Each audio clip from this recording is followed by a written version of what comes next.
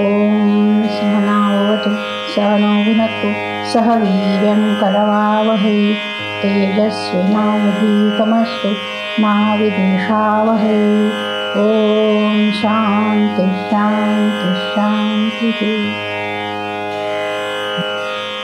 नासदीय सूक्त मागच्या वेळी आपले 2 मंत्रात झाले ना.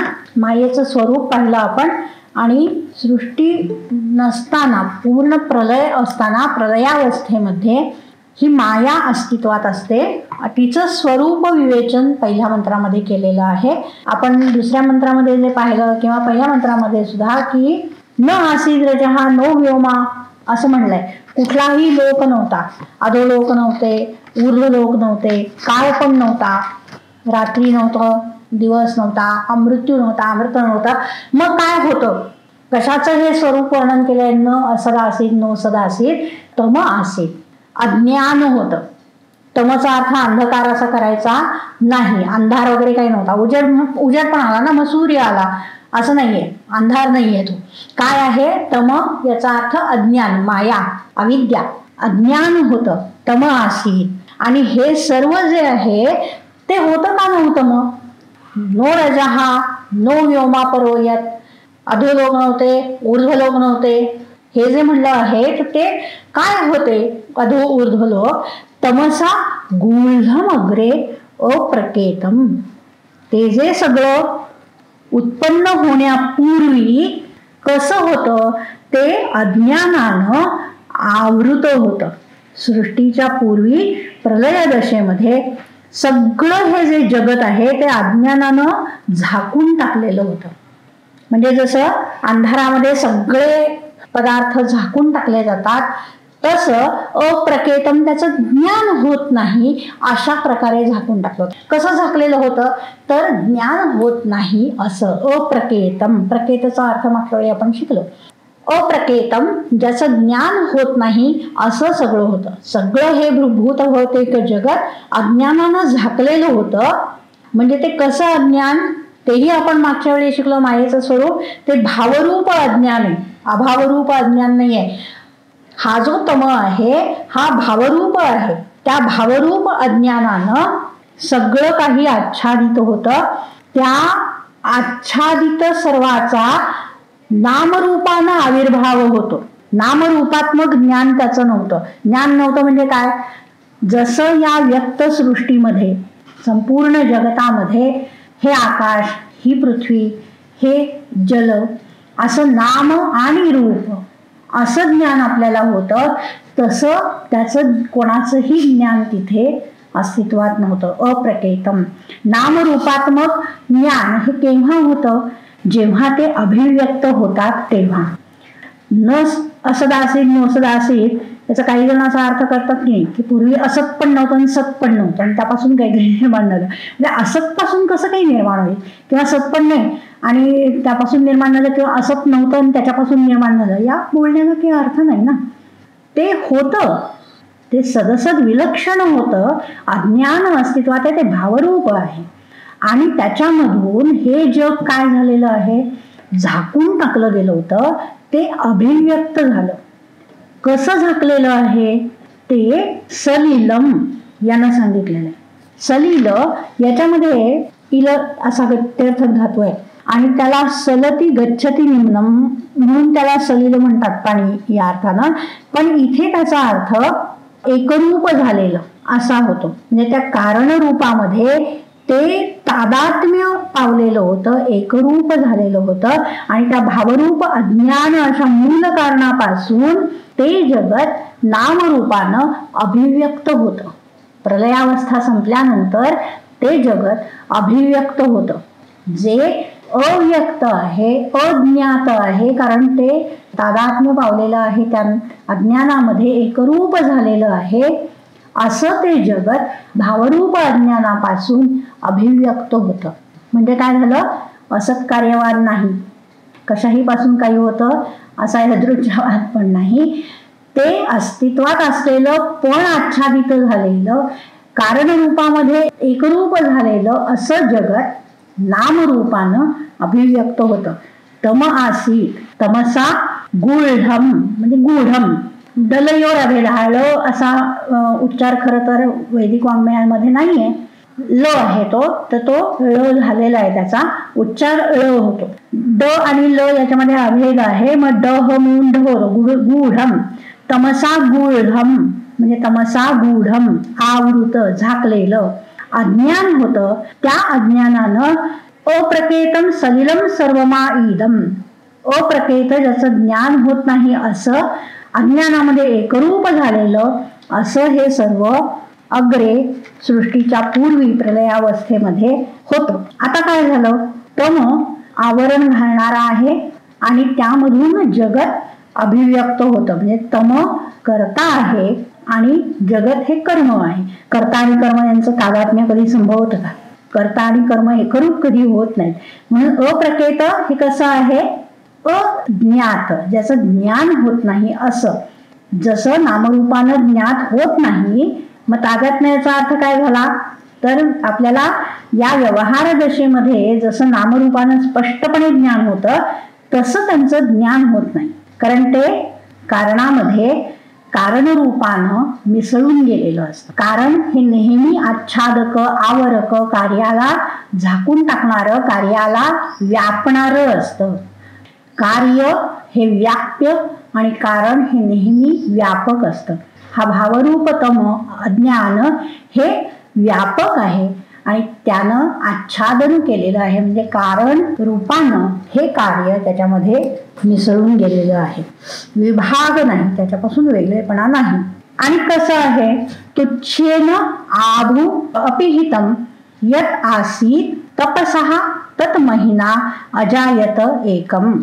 तत एकम म्हणजे एकरूप झालेलं, अज्ञानाशी अविद्येशी एकरूप झालेलं असं ते एकम कार्यजात, सगळं कार्य. तुच्छेन आभू अपिहितम, तुच्छ अशा, आभू सर्वतः, तुच्छ क्षुद्र असल्याप्रमाणे ते अज्ञान, सदसद विलक्षण असं अज्ञान, त्यामुळे त्याला तुच्छ म्हणलेलं आहे. तुच्छ म्हणजे क्षुद्र नाही म्हणायचं, तर सत पण नाही असत पण नाही, त्याहून वेगळं असं ते अज्ञान. त्यानं अपिहित म्हणजे आच्छादित असं होतं. आभू म्हणजे समंतात, आ समंतात, भू भवती, समंतात भवती इति, सर्व बाजूंनी असावं असं, सर्व बाजूंनी ते झाकलेलं होतं. तुच्छेन आभू अपिहितम यद आसीद एकम, असं जे ते एक होतं, एकरूप झालेलं ते अजायत, ते उत्पन्न झालं. अज्ञानापासून हे सर्व विश्व उत्पन्न झालं. कशानं उत्पन्न झालं, तपसहा महिना अजायत, एकरूप झालेलं ते कार्य तपाच्या महात्म्यानं. तपसहा महिना, महिना महात्म्य, महिमा असा त्याचा अर्थ आहे, महिना. तपाच्या महात्म्यानं ते उत्पन्न झालं. कोणाचं तपत आहे, परमात्मा, परमात्म्याचं तप. तप म्हणजे काय, माहिती अर्थ होतो, ज्ञानरूप तप आहे, ज्ञानमय तप. ज्ञानमय तप म्हणजे काय, की आता त्याला चिकीर्षा उत्पन्न झाली, आता मी काय उत्पन्न करावं असं त्यानं आलोचन केलं. हे जे आलोचन आहे, हे जे विचार करणं आहे, हे जे ज्ञान आहे, त्याला तप म्हणलेलं आहे.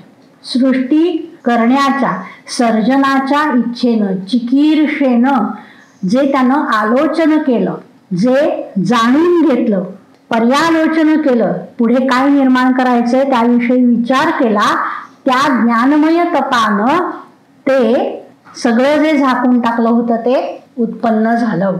पहा, मंत्र पुन्हा एकदा सांगते. हे सर्व जे नामरूपानं व्यक्त झालेलं जगत आहे ते पूर्वी जगाच्या, विश्वाच्या उत्पत्तीपूर्वी जी अविद्या होती, जे अज्ञान होतं, त्या अज्ञानानं पूर्ण झाकलेलं होतं. अज्ञायमान असं होतं, अप्रकेत, सर्व बाजूंनी झाकलेलं असं असलेलं ते एकरूप झालेलं, कारणाशी म्हणजे अज्ञानाशी एकरूप झालेलं ते संपूर्ण विश्व जे होतं ते ज्ञानरूप तपाच्या महिन्यामुळे उत्पन्न झालं. तमहा आसीत तमसा गूढम अग्रे अप्रकेतम सलिलम सर्वं आ इदं तुच्छ्येन आभू अपिहितं यत् आसीत् तपसः तत् महिना अजायत एकम. आता ते उत्पन्न होण्यासाठी म्हणजे आता हे करावं अशी इच्छा तर पाहिजे की नाही, संकल्प पाहिजे ना मनामध्ये. चिकीर्षा जी आहे ती पाहिजे तर उत्पन्न होईल. तो काम जो आहे तो कोणता होता? कामस्तदग्रे समवर्तता आधी मनसो रेतः प्रथमं यदा आसीत् सतो बंधम असति निरविंदन हृदय प्रतिष्ठा कवयो मनीषा. जे ईश्वरानं, आता इथे ईश्वर म्हणू आपण कारण परमात्मा हा पर्यालोचन करणार नाही. कोण पर्यालोचन करणार आहे? तर आपण असं पाहिलं होतं की शबल ब्रह्म, याच्या पलीकडे शब्द जातच नाही. मायायुक्त ब्रह्म याच्या पलीकडे परमात्मा, इथे आपले शब्द जातच नाही. येतो वाचो निवर्तते अप्राप्य मनसासह, त्यामुळे त्याचा कुठेही उल्लेखच नाही, कुठेही काही त्याच्याबद्दल विवेचन नाही. म्हणून आपण म्हणूया ईश्वर शबल ब्रह्म. त्या ईश्वरानं पर्यालोचन केलं, ते त्याचं ज्ञानरूप तप आहे. कशासाठी पर्यालोचन केलं, कशासाठी विचार केला? आता जे प्रलयावस्थेत गेलेलं आहे ते विश्व पुन्हा उत्पन्न करायचंय. पुनरुत्पत्ती आहे. ही काय पहिली उत्पत्ती नाहीये, कारण पहिली उत्पत्ती केव्हा झाली आपल्याला माहित नाही, ते अनादी आहे. त्यामुळे पुनरुत्पत्ती आहे. प्रलयावस्थेनंतर विश्वाची पुनरुत्पत्ती आहे, त्याविषयी ईश्वरानं पर्यालोचन केलेलं आहे. ते कशानं केलं? या सगळ्या विकाराच्या उत्पत्तीपूर्वी परमेश्वराच्या मनामध्ये काम उत्पन्न झाला. कामस्तदग्रे समवर्तत अधि. कामः अग्रे समवर्तत. अग्रे उत्पत्तीच्या आधी, सृष्टीच्या आधी कामः समवर्तत. काम उत्पन्न झाला. सिसृक्षा सृष्टी उत्पन्न करण्याची इच्छा, सृज धातू त्यावरून इच्छार्थक सिसृक्षा उत्पन्न झाली. या सिसृक्षेचा हेतू काय? मनसो रेतः प्रथमं यदा आसीत्. मनसः, आता मन या शब्दाचा बहुतांश सगळ्या वैदिक वाङ्मयामध्ये, उपनिषदांमध्ये आणि अर्थातच वेदा समान जो आयुर्वेद, तिथे अनेक ठिकाणी, बहुतांश सर्व ठिकाणी मन याचा अर्थ अंतःकरण असा होतो. वेदांतामध्ये तर बहुतांश सर्व ठिकाणी होतो. मन म्हणजे काय? तर ते अंतःकरण.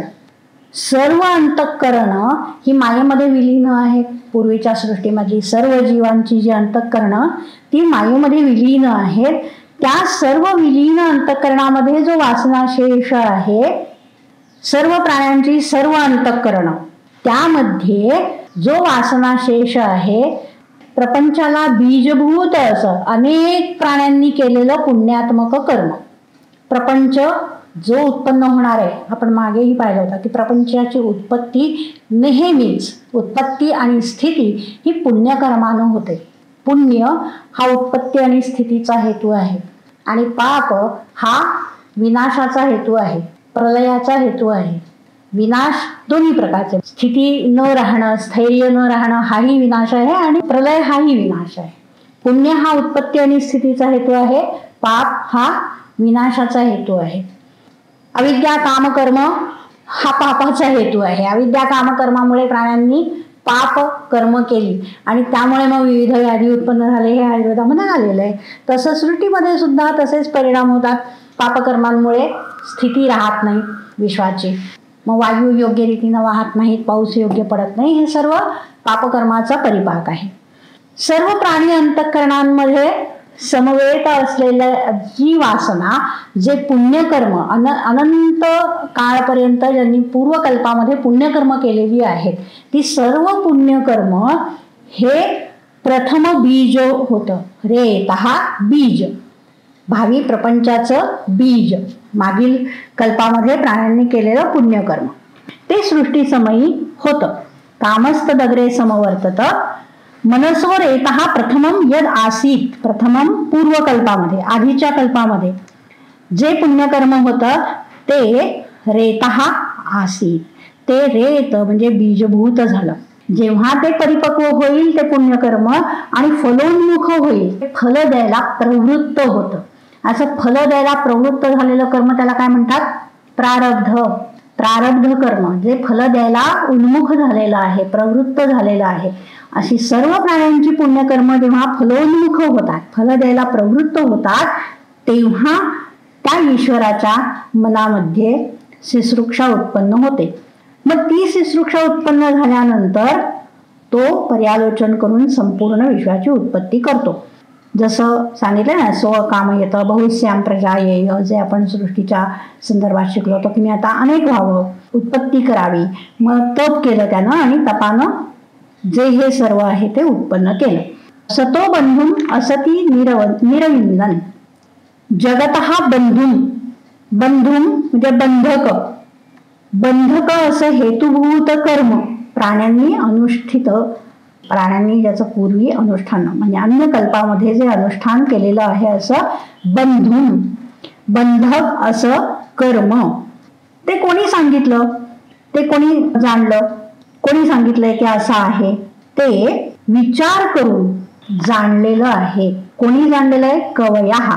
कवी म्हणजे विद्वान, अतीत अनागत हे ज्यांना जाणता येतं असे त्रिकालदर्शी विद्वान कवयः. कसं जाणलं त्यांनी? हृदिप्रतिशा मनीषा.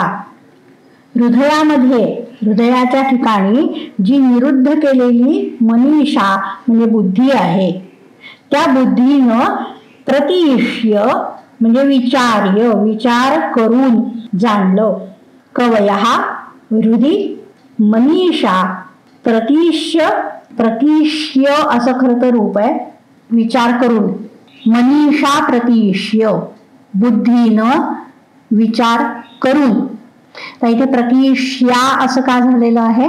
तो वैदिक दीर्घ आहे, सांहितिक दीर्घ असं त्याला म्हणतात. कवयः हृदि मनीषा प्रतिष्य निरविंदन, निरविंदन जाणते झाले. सतो बंधुम असती. सतः म्हणजे आत्ता जे सद्रूपानं जाणलं जात आहे ते सर्व जगत त्याचं बंधुभूत, बंधुभूत बंधक असं कल्पांतरी अन्य कल्पामध्ये प्राण्यांनी केलेलं कर्म त्या कवींनी, त्रिकालदर्शी योग्यांनी, मुनींनी विचारपूर्वक बुद्धीनं जाणलं. असती याचा अन्वय आहे कारणाच्या ठिकाणी जाणलं. असत म्हणजे भावरूप अज्ञान. हे सर्व कर्म कुठे आहे? की जे सृष्टीला कारणीभूत ठरलेलं आहे ते त्या मायेच्या ठिकाणी आहे.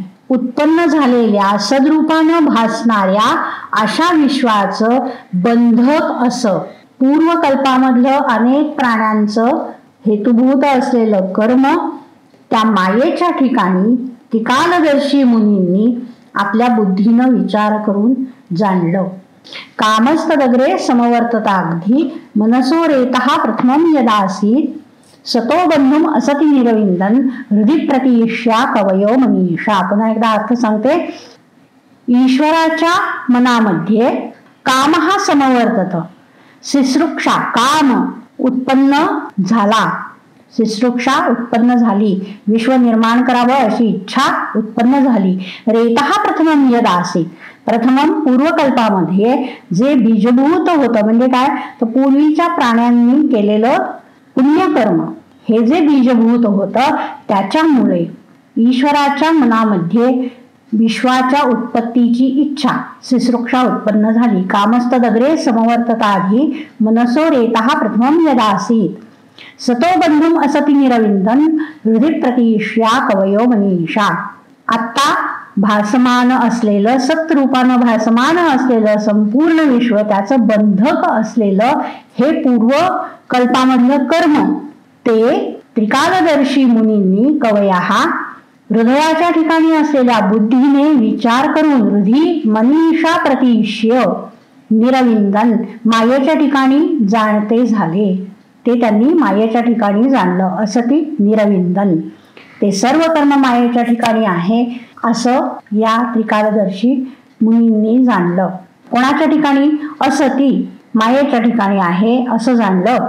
ते मायेच्या ठिकाणी आहे, कर्म हे मायेच्या ठिकाणी आहे. सत अशा सद्रूपानं भासणाऱ्या आत्ताच्या विश्वाचं बंधक म्हणजे उत्पत्तीला कारण होणारं असं ते मायेच्या ठिकाणी कर्म जाणलं. कशानं? हृदय मनीषा प्रतीक्ष्य. हृदयामध्ये असलेल्या बुद्धीनं विचार करून त्रिकालदर्शी मुनींनी हे जाणलं. मॅडम, तेव्हा ऋषी कुठून आले ते? तेव्हा नाही, हे आत्ताच आहे ना, तेव्हाच नाहीच आहे. हे आत्ता आपल्याला कोणी सांगितलंय ते म्हणतायत. ते आत्ता कोणी सांगितलं? आपल्यापर्यंत कोणी आणलं? ते त्या ऋषींनी सांगितलंय आपल्याला. कळलं कोणाला? ते काहीच नाही सांगितलेलं ना. त्यांना ते समजलं, त्यांना ते दिसलं होतं असं नाहीच आहे. कारण ते केवळ त्रिकालदर्शी आहे, तिथे काळ पण नाहीये ना. ते आपण पुढे पाहणार आहोत की ते कोणीच जाणलेलं नाहीये की कसं झालं आणि काय झालं. पण त्याला कारणीभूत काय? तर ते कर्म आहे, हे त्यांनी बुद्धीनं विचारपूर्वक जाणलं. पुण्यकर्म हे सृष्टीला कारणीभूत आहे, हे विद्वानांनी आपल्या बुद्धीनं जाणलं. पहा, 5वा मंत्र. तिरश्चीनो विततो रश्मिरेषाम अधस्विदासीद उपरिस्विदासीत रेतोधा आसन महिमान आसन स्वधा अवस्थात प्रयती परस्तात. हे जे संपूर्ण विश्व उत्पन्न झालं, सगळ्याच कार्य करण्यामधली शीघ्रता या मंत्रानं सांगितली. किती शीघ्र हे सगळं कार्य उत्पन्न झालं. जसं आपण सृष्टी प्रक्रियेमध्ये शिकलो, तस्माद वायतस्वात आत्मना आकाशात संभूतम. आकाशात वायू, वायोरग्नी, अग्नेरापः, आपापासून पृथ्वी, आणि मग त्या पंचतन्मात्र रूप, त्यांच्यापासून पंचीकरणानं पंचमहाभूत. अरे हे बोलायला सुद्धा खूप वेळ लागतोय आपल्याला, हे सांगायला सुद्धा प्रचंड मोठा वेळ लागतोय. इतक्या शीघ्र गतीनं त्या अज्ञानापासून हे सर्व कार्यजात एकदम अभिव्यक्त झालं, अत्यंत शीघ्र गतीनं. अगदी त्याला जवळच्या जवळ उपमा कुठली दिलेली आहे? विततो रश्मिरेषाम. रश्मी, सूर्याचे किरण.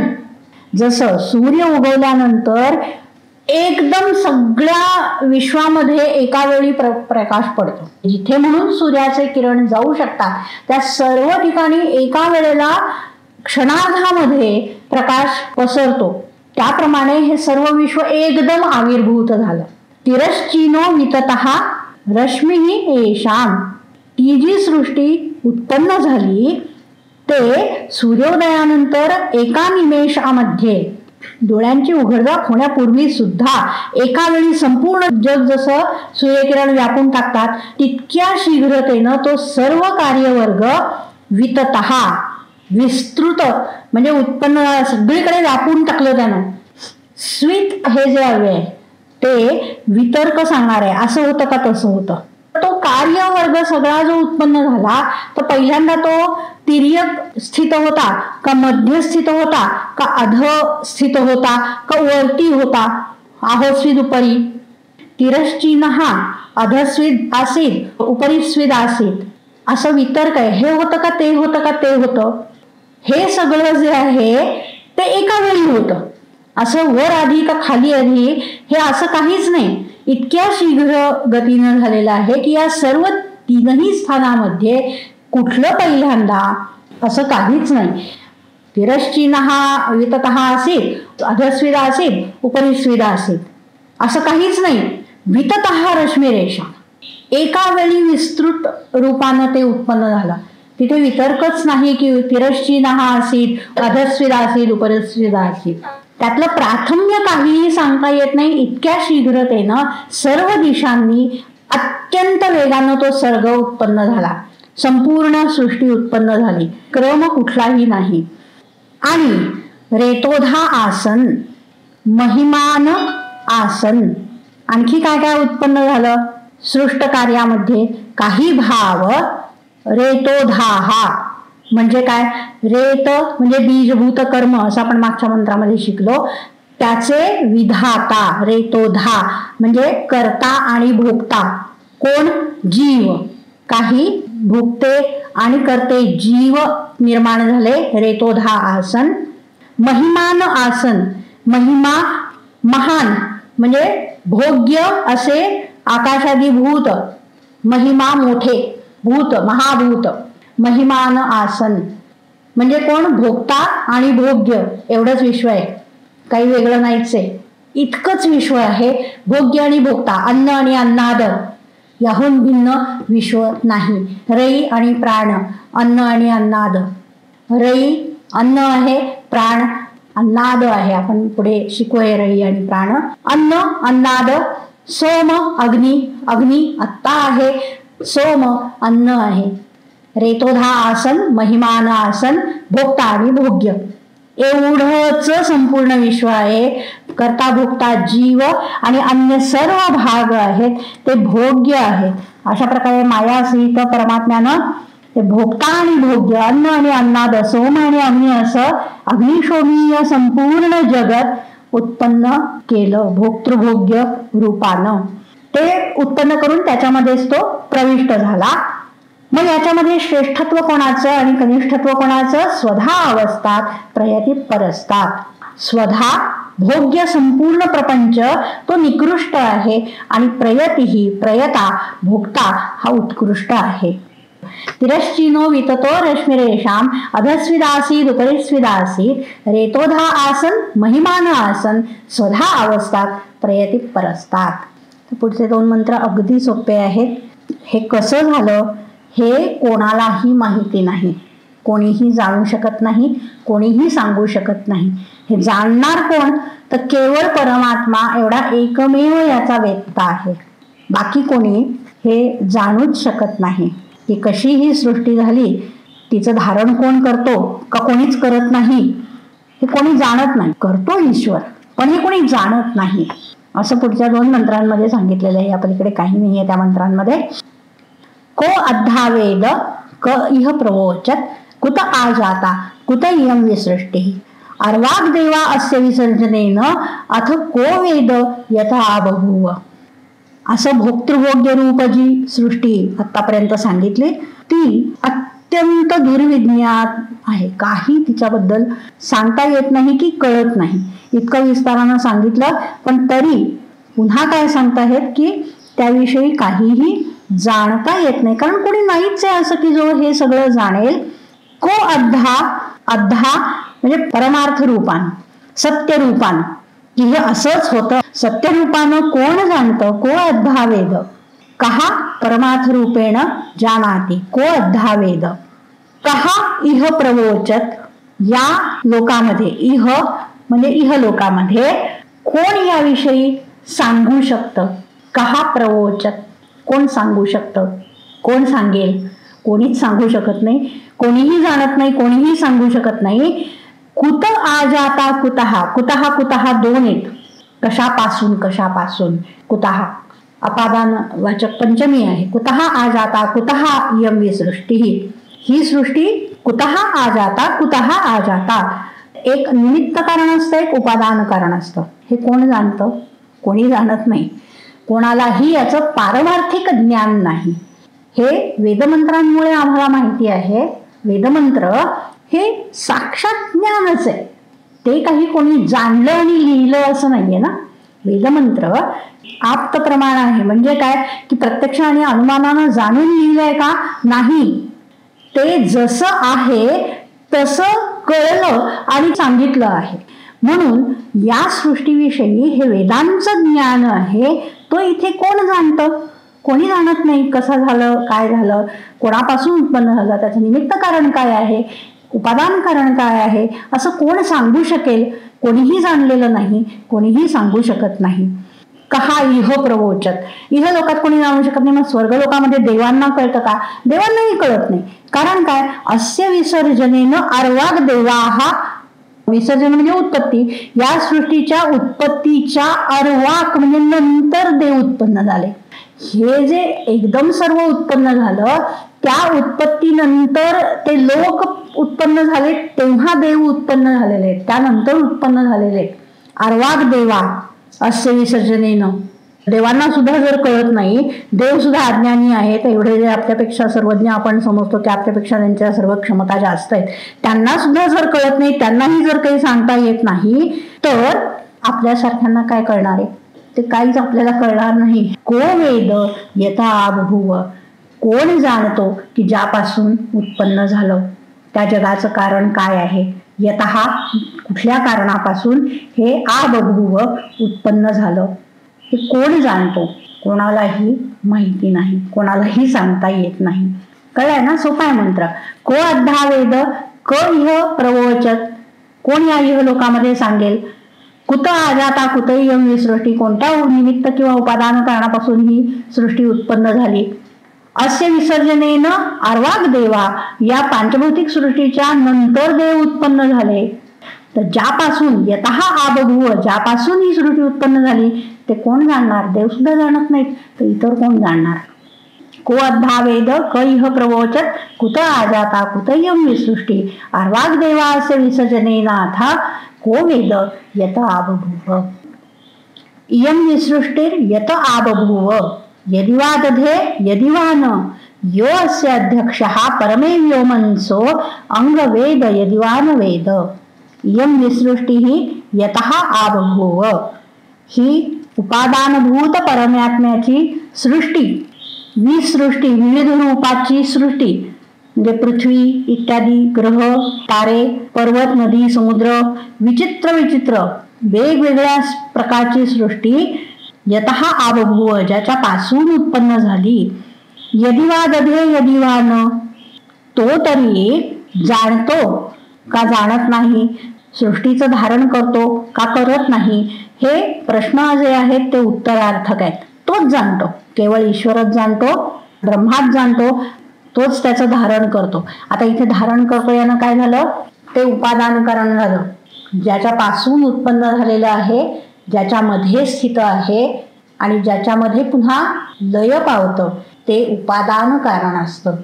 म्हणजे इतर सर्व ज्या कल्पना आहेत की नाही, की परमाणूंपासून जग उत्पन्न झालं, प्रकृती हे कारण आहे, पुरुष हा त्याहून भिन्न आहे, तो कारणच नाही, जड प्रकृती स्वतःहून प्रवृत्त होते, या सगळ्याचं निराकरण यानं होतं. जसं असत कार्यवादाचं निराकरण झालं तसं याही सगळ्याचं निराकरण यानं होतं.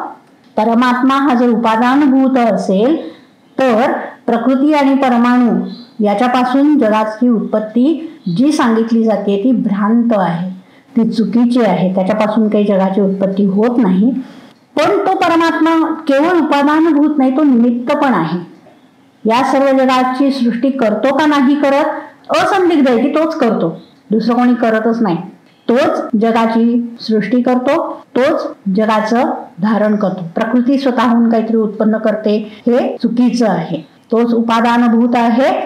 यः अस्य अध्यक्षः परमे व्योमन, जो हा या सृष्टीचा अध्यक्ष, रचयिता, करता, प्रधान करता, जडाहून भिन्न असा प्रधान करता, परमे व्योमन, परम उत्कृष्ट, व्योमन आकाशाप्रमाणे निर्मल स्वप्रकाश किंवा निरतिशय आनंद रूप किंवा व्योम याचा विशेष गती असा अर्थ आहे. म्हणून व्यापक देशकाल वस्तू या कशानेही ज्याचा परिच्छेद होत नाही, म्हणजे अनंत, सत्य, ज्ञान आणि अनंत रूप, सच्चित आनंद या स्वरूपाचा तो अध्यक्ष.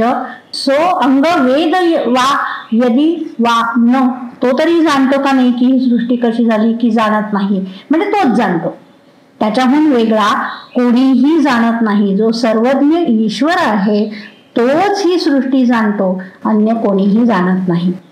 यं विसृष्टिर यथा आबभूव यदि वा दधे यदि वा न, यो अस्य अध्यक्षः परमे व्योमन स्वअंग वेद यदि वा न वेद. हे केवळ आप्त प्रमाणानं आपल्याला ज्ञात होणार आहे. अध्यक्ष आणि व्योम याचे अध्यक्ष म्हणजे ईश्वर, सर्व नियंत्रक. व्योम तर आकाश असा अर्थ घेतला तर स्वप्रकाश, आकाश जसं निर्मल असतं तसं स्वप्रकाश म्हणजे व्योम. तसं व्योम मध्ये वेगवेगळे अर्थ व्यक्त करण्याचं सामर्थ्य आहे. व्योम तर निरतिशय आनंद रूप, विशेषत्वानं तृप्त, ओम व्योम विशेषेण तृप्ते, निरतिशय आनंद रूपे असा त्याचा अर्थ होतो. किंवा अवधातू आहे गती अर्थाचा. व्योम विशेष गती म्हणजे व्याप्ती. व्याप्ती म्हणजे काय? तर देश काल वस्तू यांनी अपरिच्छिन्न, म्हणजेच काय झालं? अनंत. आनंद अनंत हे दोन्ही अर्थ त्याच्यामध्ये आले. किंवा अवधातू हा ज्ञानार्थक असतो, म्हणून व्योम विशेष ज्ञाता, ज्ञान म्हणजे त्या ईश्वराचं स्वरूप कसं आहे? अस्तित्वात असलेला अनंत किंवा आनंद आणि ज्ञान हे त्याचं स्वरूप. सत्य ज्ञान अनंत, सच्चित आनंद, तोच जाणतो, अन्य कोणी जाणत नाही. हरिओम. अशाच व्हिडिओसाठी माझं चॅनल सबस्क्राईब करा. तुमचे काही प्रश्न, सूचना, प्रतिक्रिया असतील तर खाली कमेंट बॉक्समध्ये लिहा किंवा टेलिग्रामवर माझ्याशी संवाद साधू शकता. माझा टेलिग्राम ID दिलेला आहे. धन्यवाद.